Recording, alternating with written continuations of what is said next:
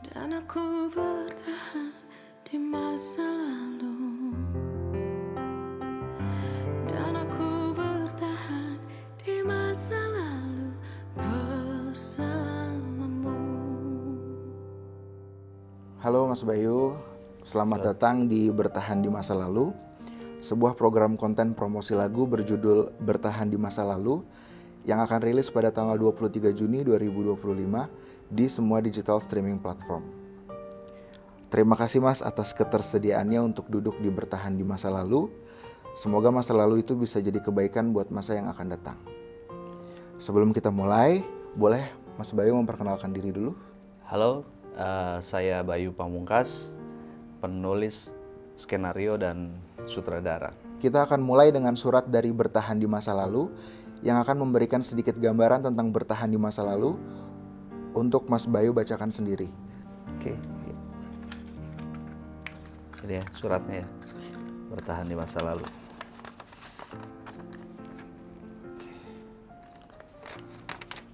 Bertahan di masa lalu. Bertahan di masa lalu adalah menonton ulang adegan yang tak pernah diberi jeda. Film yang terus berputar di kepala tapi tak pernah selesai ditulis ulang. Semua dialognya hafal, semua ekspresinya tahu kemana akan mengarah. Namun tetap saja tak bisa diubah endingnya. Kehidupan pernah jadi naskah yang kita tulis bersama scene demi scene dengan narasi yang manis. Tapi di tengah cerita ada karakter yang keluar dari skrip memilih plotnya sendiri dan membawa twist yang tak pernah kita bayangkan. Tak perlu dialog dramatis atau musik latar sendu. Kadang pengkhianatan itu datang diam-diam, masuk seperti montas kilat, adegan yang tak disorot kamera tapi menghancurkan keseluruhan alur. Lalu kita hanya punya dua pilihan: berpindah dari lokasi yang runtuh atau bertahan membangun cerita dengan neruntuhan yang ada. Lucunya, meski sudah waktunya fade to black, kita tetap mengulang adegan yang sama.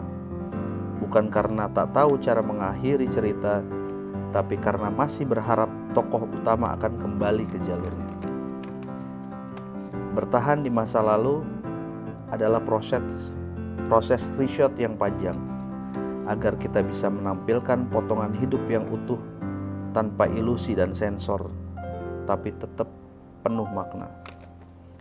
Karena kita belajar, tak semua kisah harus berakhir bahagia, tapi setiap kisah bisa kita beri makna agar luka menjadi seni dan kehilangan menjadi karya. Jadi sedih juga ya bacanya. Ya, masa lalu itu kan satu ingatan yang pasti ada pahit, ada manis, ada duka, ada suka. Selanjutnya kita akan masuk ke beberapa pertanyaan di masa lalu yang mungkin akan bawa sedikit kembali ke masa lalu.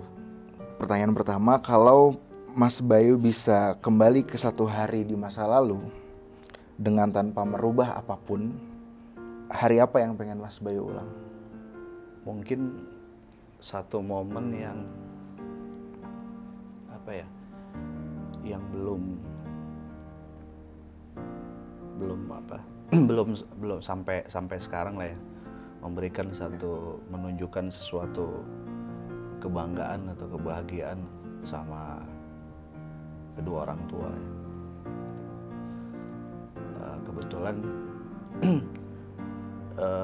bapak saya udah wafat, udah meninggal ya, beberapa tahun yang lalu gitu. Mungkin momen hari yang belum bisa saya persembahkan adalah memberikan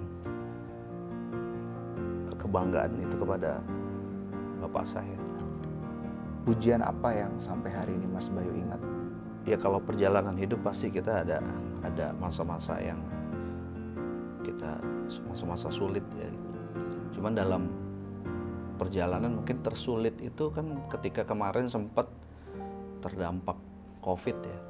terdampak COVID, semua lini kehidupan itu benar-benar tiarap gitu. Sesuatu yang kebetulan lagi kita bangun kemudian jatuh gitu. Tapi ternyata memang Allah itu selalu punya rencana ya, selalu punya rencana di balik semua roda kehidupan yang berputar. Dan di saat itu kebetulan yang saya bilang tadi bahwa semua lini kehidupan lagi jatuh, tiba-tiba ada satu film saya tayang setelah COVID. Pada saat itu juga ketika mau memunculkan film itu tayang gitu, ragu-ragu juga gitu. Wah, baru habis COVID gitu. Film ini tayang laku apa enggak gitu. Bioskop masih sebagian tutup, kemudian penonton dibatasin. Tapi ternyata di balik itu ada hikmah yang luar biasa gitu. Jadi ketika film itu mungkin salah satu film Indonesia pertama yang tayang pasca COVID, film itu mendapat apresiasi dari waktu itu Menko PMK ya. Bahkan ditasbihkan sebagai salah satu sineas etnografi karena film itu mengangkat budaya lokal gitu. Mungkin itu salah satu momen yang kemudian memberi spirit baru ya di saat kondisi memang saat itu lagi luar biasa down gitu. Siapa orang yang pengen Mas Bayu ucapin terima kasih lagi dan lagi, walaupun Mas Bayu udah sering ngomong itu? Yang pasti mungkin kedua orang tua ya. Buat ibu saya yang masih ada hari ini dan bapak saya yang sudah tidak ada. Beliau yang selalu memberi kesabaran dan saya tiru kesabaran itulah sampai sekarang gitu. Jadi rasa-rasa terima kasih yang sangat ya kepada atas kesabaran beliau lah, atas kesabaran beliau sampai saat ini gitu. Hal apa Mas yang Mas Bayu udah maafin kepada seseorang walaupun orang itu nggak pernah minta maaf sama Mas Bayu? Saya kebetulan orang yang tidak pernah menyimpan dendam ya gitu. Walaupun kepada orang yang pernah menyakiti saya sesakit-sakitnya sekalipun gitu. Tapi buat saya bahwa ada Allah gitu yang kita percayai bahwa setiap tindakan, setiap perbuatan pasti akan ada balasannya sendiri gitu. Jadi saya nggak pernah nyimpan dendam dan saya selalu memaafkan orang walaupun orang itu menyakiti hati saya. Hal apa Mas yang selalu mengembalikan Mas Bayu ke satu kenangan yang mungkin Mas Bayu nggak bisa lupain? Ada dua hal sih ya, kenangan masa lalu itu yang selalu teringat gitu di hati kita gitu, di pikiran kita. Yang pertama pasti kenangan masa kecil. Kenangan masa kecil kita tuh pasti nggak akan pernah bisa kita lupakan. Yang kedua itu kenangan yang tidak pernah bisa terlupakan juga adalah perjuangan hidup ya, perjuangan hidup sampai akhirnya kita bisa bertahan sampai hari ini. Kalau Mas Bayu bisa memeluk satu orang di saat ini atau kemarin yang bisa Mas Bayu peluk, mungkin siapa Mas? Pasti tadi kembali lagi yang saya peluk pertama ibu saya. Pertama sebagai orang tua yang selalu sabar menghadapi segala apapun yang tindakan, perbuatan, luka mungkin yang pernah saya berikan sama beliau gitu. Tapi beliau tetap juga memeluk saya gitu. Jadi orang pertama yang pasti ingin saya peluk adalah ibu saya.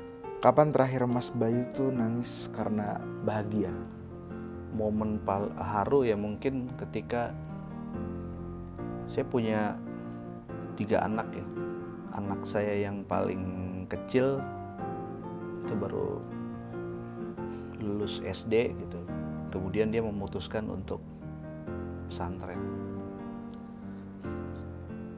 Mungkin itu momen yang paling mengharukan buat saya ketika apalagi anak yang paling bungsu ini kan perempuan. namanya perempuan satu-satunya, jadi satu kesayangan gitu, kebanggaan. Lagi senang-senangnya kan, baru lulus SD tiba-tiba kemudian dia mutusin dia mau sekolah di pesantren gitu.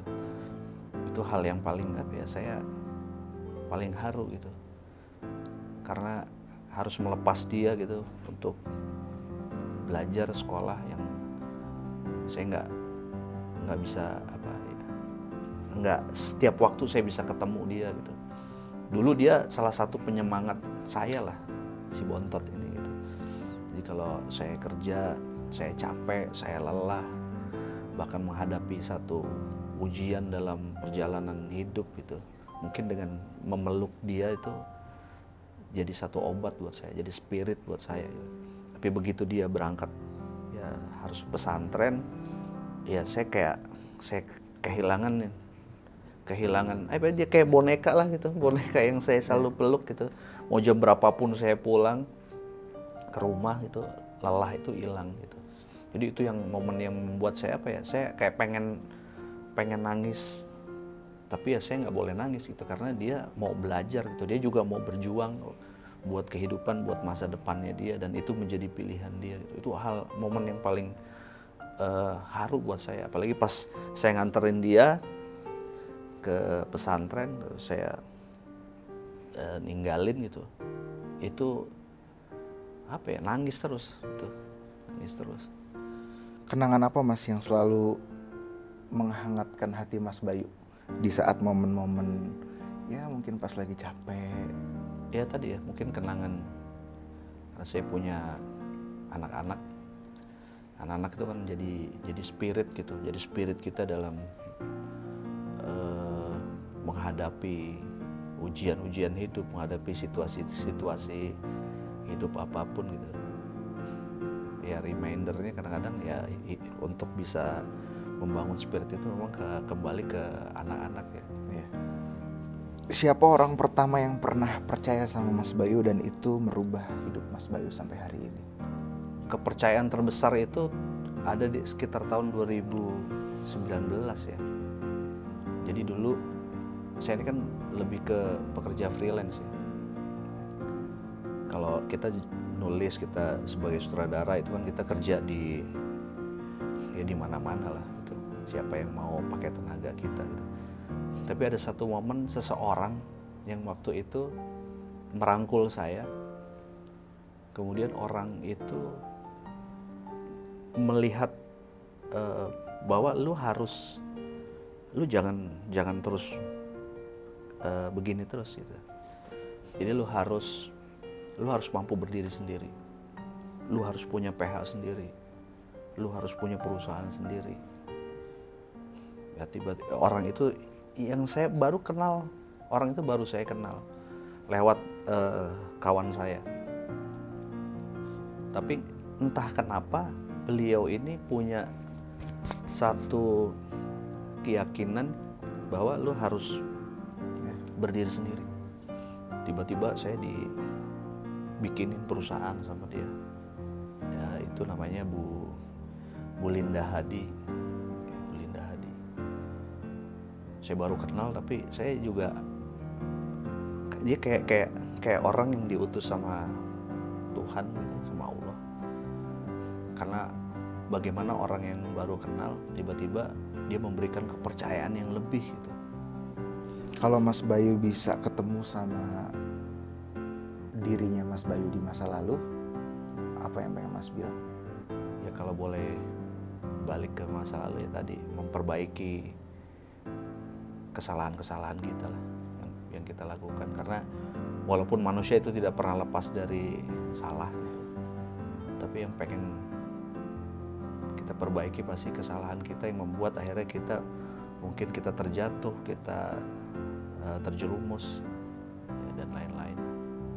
Apa hal terindah yang pernah seseorang lakuin buat Mas Bayu, walaupun itu hal sederhana atau hal kecil, tapi itu sangat indah buat Mas Bayu?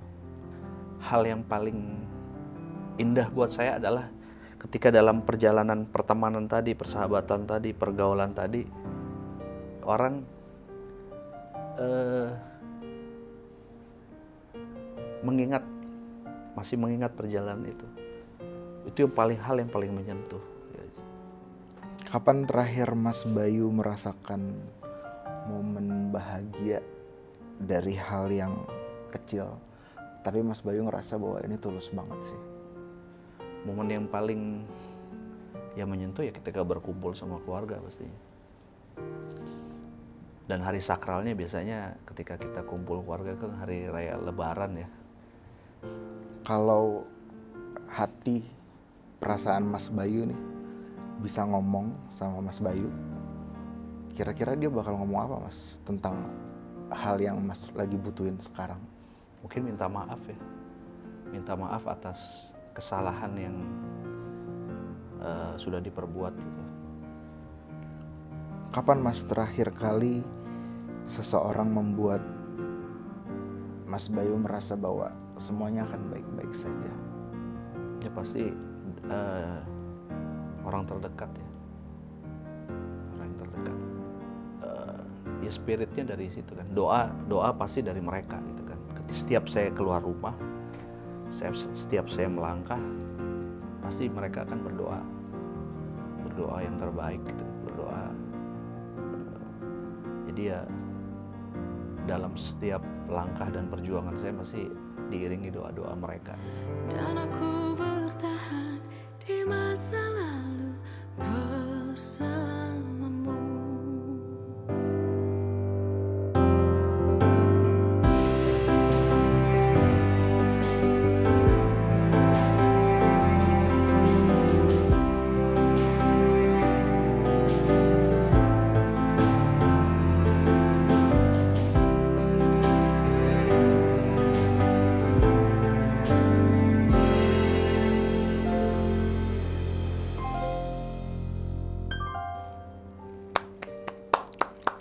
Keren lagunya. Apa ya, jadi selalu ke flashback, mengenang ke masa-masa lalu yang indah ya. Yang pasti setiap orang punya masa lalu, dan hidup itu kan terus bergulir, terus berputar, terus maju ke depan. Ya kalau saya sih berharap yang pasti kita pengen selalu lebih baik dan lebih baik lagi ke depan. Masa lalu harus jadi pengingat dan pelajaran hidup agar kita lebih baik ke depan.